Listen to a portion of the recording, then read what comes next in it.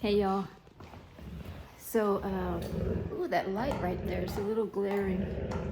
But anyway, I just got home from work and wanted to check in with everybody, say hi. And if you're new to the channel, this is the first Cane Corso I ever had is Ozzy. He's he's about 4, really going on 4 years old, a little over 3. And he's my 150-pound Italian Mastiff, Italian stallion. He's really a dream Cane Corso. He's just got like everything in a Cane Corso that I could ever want as far as temperament, very chill, extremely protective, very intuitive. So he's not reactive, is what I'm trying to say. Now this little girl, on the other hand, this is my female Cane Corso. She's about 1.5 years younger than Ozzy, and she's kind of opposite temperament. She's more hyper. I don't want to say hyper, maybe, but for a Cane Corso, she's more on the energetic end of the spectrum. She has more energy. She's real drivey. She's got a lot of prey drive. And then my Pitbull Tequila is about 4. Sorry, I always start out. She's about 9 or 10 weeks old right now. She's a Pitbull, possibly a bully breed. I have a genetic test pending on her. And then my third Cane Corso here, underneath the couch, is Lucia. Ozzy's like, we've already been through this drill. We've already been over this. Sorry, if you're just tuning in, I'm just going over my dogs in case you haven't been introduced to them yet. But yeah, so Lucia, you'll see her in a second here. She to me is like the female version of Ozzy. She's very chill, a little playful because she's a puppy right now. She's about oh gosh, how old is she now? She's going on about almost 5 months old. So anyways, and then I've got my 5th dog out there that you rarely see him because he tries to avoid the big dogs. Is my Pitbull and Lab mix, Tux. So anyways, look at these 3. See, Dolce, she acts more like a puppy. She has energy like a puppy still, even though she's nearly 3 years old. You know, and you can see how I have like the 2 ends of the spectrum, I think. As far as temperament goes in the Cane Corso, you can get a really chill dog like Ozzy, or you can get the opposite end of the spectrum where you get like a more drivey dog, more energetic. And some people are looking for one or the other usually, you know. So people like with like a lot of like ranch work and things like that, they want a real hard working dog. They would probably want a dog like Dolce. But you know me, I have kind of like a hybrid situation where I work full time and then pretty regular hours, weekends off usually, but I have a couple acres out here in Texas Hill Country, so I do like to have kind of a working dog still, one that doesn't tire easily, one that's still very athletic like these dogs are. Even Ozzy, even though he's chill, he's very athletic.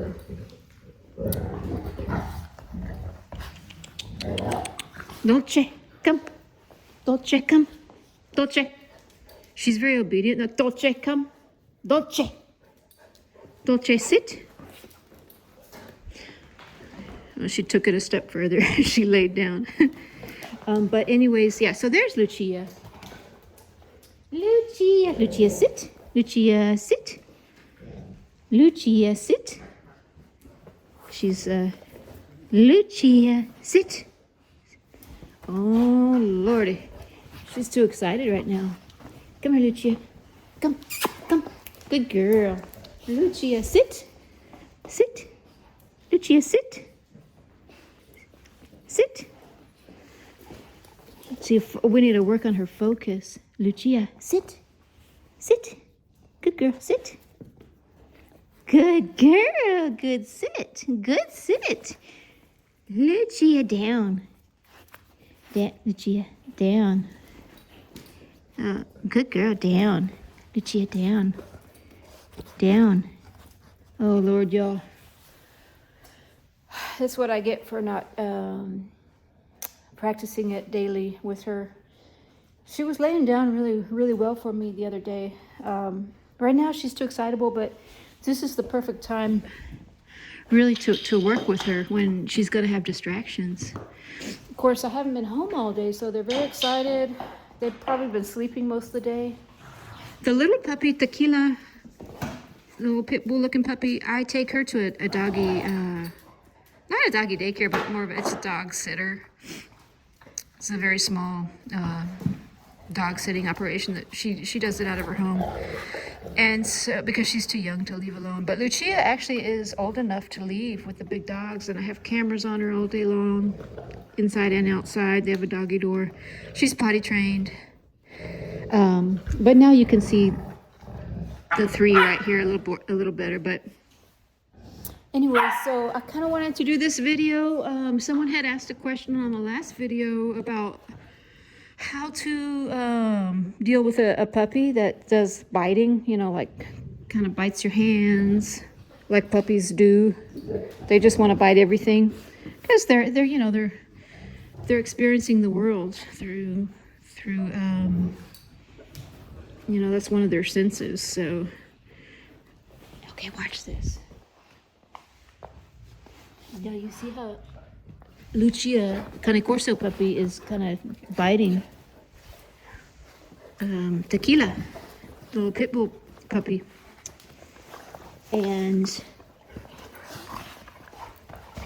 what's interesting is young dogs, you know, just like weaned dogs that are just being weaned from their mother, they actually learn bite inhibition through their pack members and through their mother.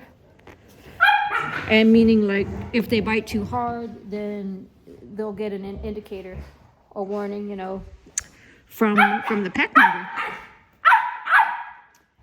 And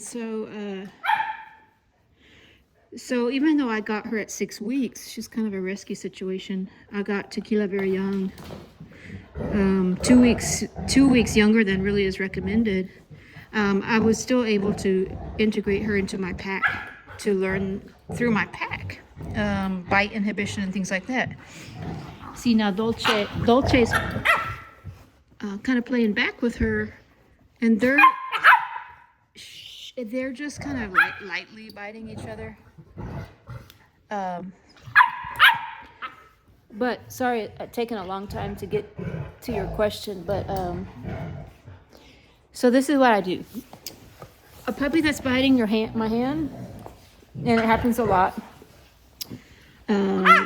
Because I just have these two puppies. See, she just bit my hand. You make a noise that tells them no. Like, the way I do it is I go like that, you know, like make a startling sound, but you have to put the energy into it, like let them know that that's something that you don't like, you know, and you have to really mean it instead of going like, "Oh, don't bite me," you know. They're not gonna take that seriously. They're gonna think that's part of the play. So you have to be serious about it. And here's the key. After you do that, you kind of like tell them no in your own way that you tell them no. Then you redirect. You give them something to chew on, because the puppies they want to chew. If you don't give them something that they're allowed to chew on, I mean, it's like torture. They need to. They're teething, especially a bully dog. Bully dogs, they're chewing machines, you know. They are chewing machines. And so what I have been doing See Lucia here? She's gonna try and nibble on my hand. I take my hand away, say no or something like that, and then I immediately put something else that she's allowed to chew on. And then she learns. Psst, psst, psst. See how I did that? See, she was trying to chew that book, the coffee table book.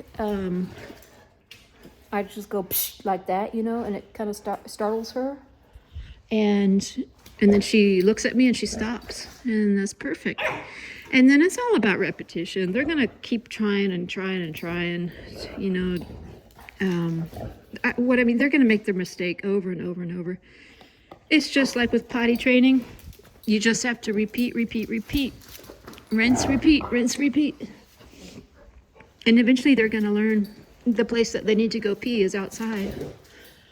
The key also that I'm finding, I'm speaking more to myself because I have 2 puppies at the same time, 2 months apart, 2 very young puppies, is the key really. The number one thing that is going to help you is patience.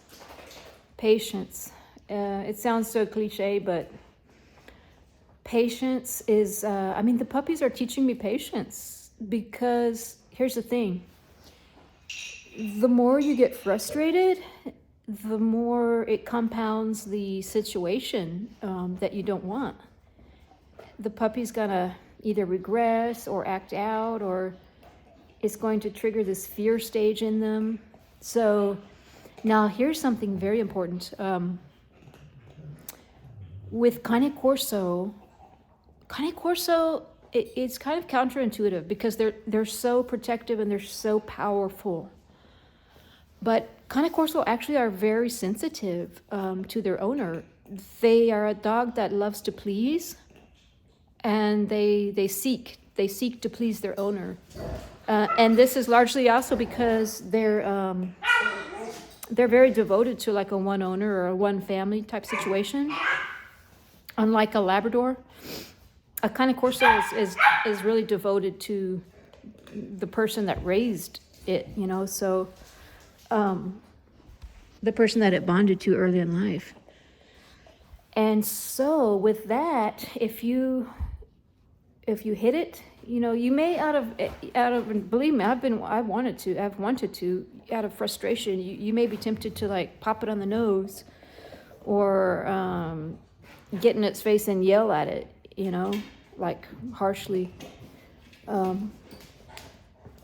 That kind of just compounds the negative situation, and it's just going to take you a step back in your training. It's just going to take you back, and instead of progressing forward, it's like taking two or three steps backward. So as much as you possibly can, try to, when you have an unwanted behavior, like it just went poop again on your rug or something, try to take a deep breath as hard as you can. Try not to be reactive, because the dog responds to an even keel owner or leader. If you show yourself to be a reactive leader, it's very ineffective. You're going to be a leader that's not as effective. You know what I mean? So, pack leader. And what I love about that is that translates into human leadership roles as well. All the good leaders that I've worked with in the military, I swear every single one of them that I look up to as a fantastic leader, they all share one trait, is that they're calm, assertive energy. Each and every one of them has that. And none of them have ever been reactive. And so even if they're faking it, you know, and so you got to be the same thing with your dog. Even if you have to fake it, inside you may be screaming, you know, like you want to strangle the dog, but you honestly have to just bite your tongue, hold your breath, count to 10, do whatever you need to do, but don't show that you're being reactive to the situation. And miraculously, it's like you're going to be impressed, because when you can show that just calm, assertive energy and leadership like that, they're going to respond quickly. They're going to respond quickly to that and look up to you as a leader, as a pack leader. And so that's been my experience, you know. That's the beauty of I think that's why I'm so passionate about these dogs, because I'm learning a lot about communication through the dogs. Interestingly, so yeah, so kind of like translating that to your question,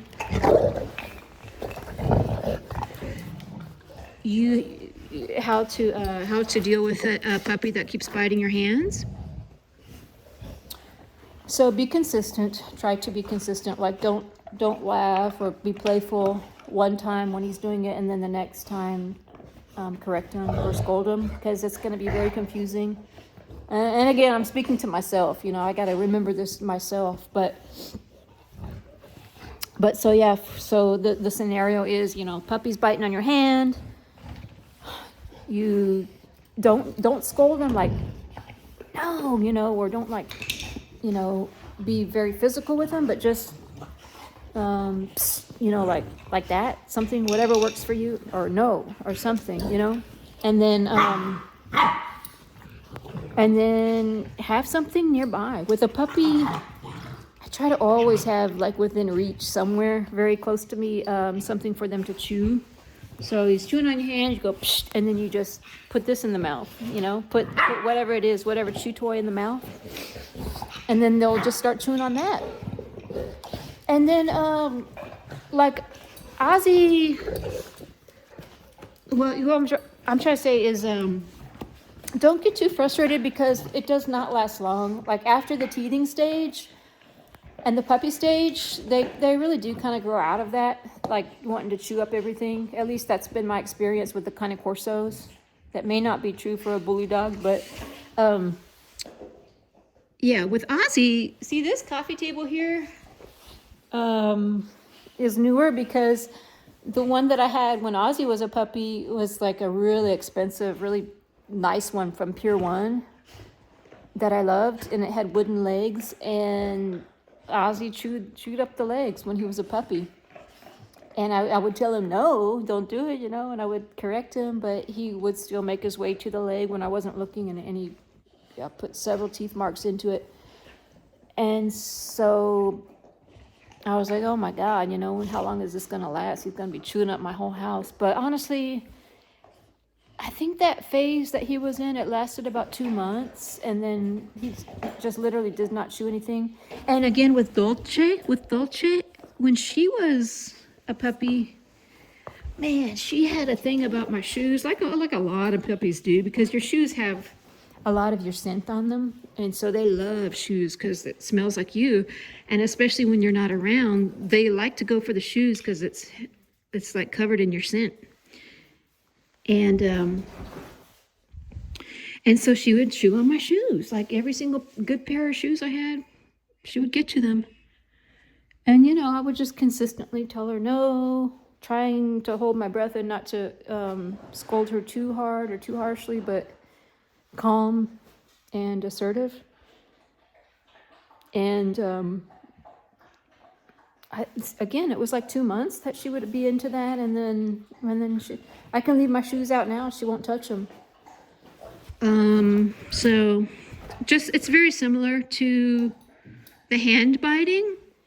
The shoe chewing it's like the exact same correction. You know, it's or whatever it is that you say no, or and then you hand them something that they can chew.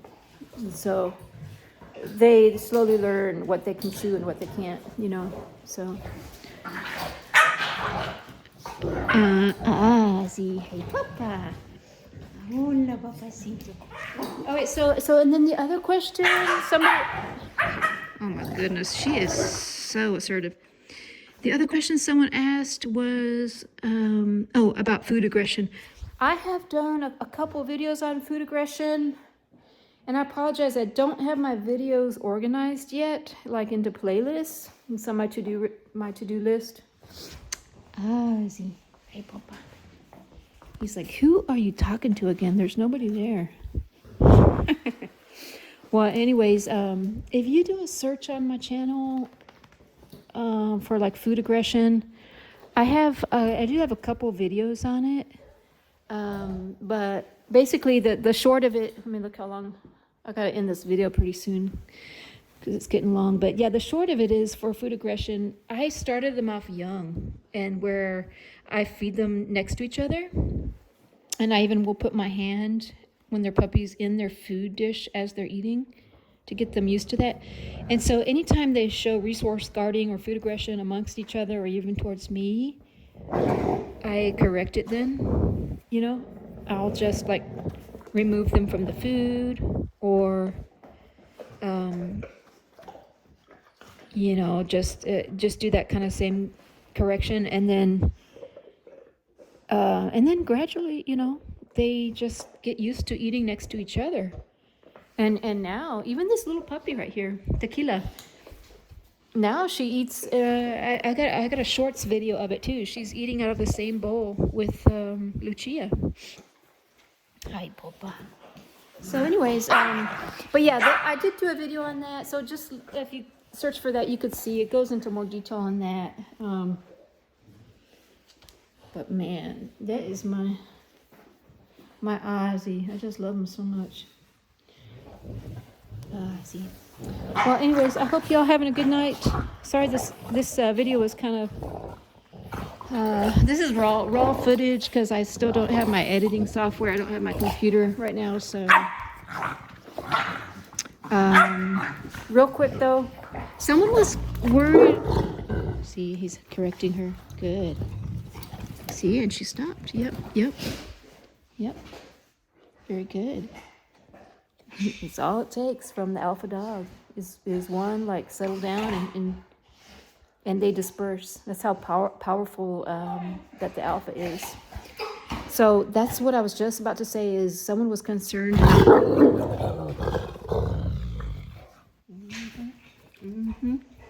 Was concerned about this puppy getting hurt because she's very dominant.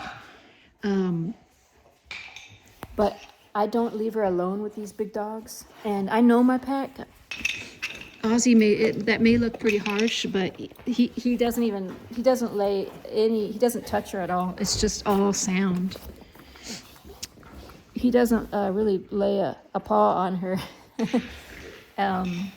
But she got the message right away.